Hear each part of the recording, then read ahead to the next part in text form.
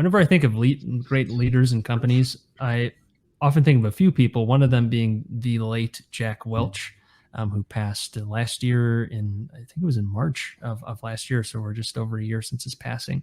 But he ran GE, General Electric, from I think it was 1980 until about 2000. So about 20 years there. And here I can actually pull up the numbers real quick. Under his leadership, he increased the value of GE from 14 billion to 410 billion from 1981 to 2001. So 20 years. That's a 30. Is it a 30 bagger? 30 bagger in 20 years.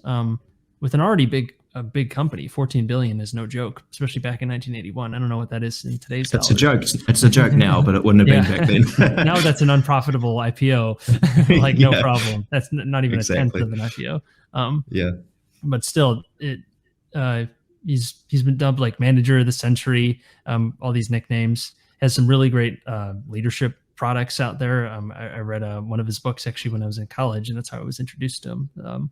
Because he's got a lot of great experience in running the company. But his being a big business, they were very diversified in a ton of things. GE does a ton of different products, still does, and that can be very difficult to juggle and manage.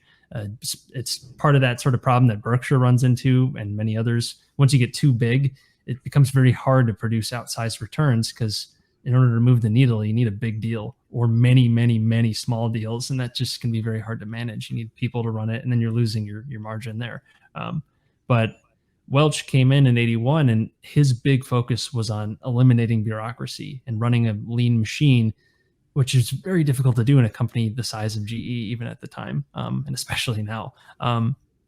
And his big focus was on reducing bureaucracy, getting people to be comfortable with communicating with each other, as opposed to going through some hierarchy or whatever it might be. And it paid off in huge ways. And he also was rather ruthless, especially at the beginning, in cutting out the fat and in even completely destroying particular departments in the business that might have been unprofitable or just weren't in the right direction. He wouldn't hesitate to get rid of it. That was another thing that marked his career, was that he was very quick to decide, this isn't a good decision. We're gonna cut our losses and move on and focus on something else, which is a hard thing to do. We were talking about politics, in which is very much a thing for businesses too. It can be hard to make those tough decisions. There's people on the line, and you're going to get judged for sure, and for going through a short-term sort of hard situation, but it might be the best thing for the long term. And he clearly never lost his focus there. I think revenue expanded from, I had that number somewhere earlier. Revenue expanded from 28 billion to 170 billion, and profitability did as well.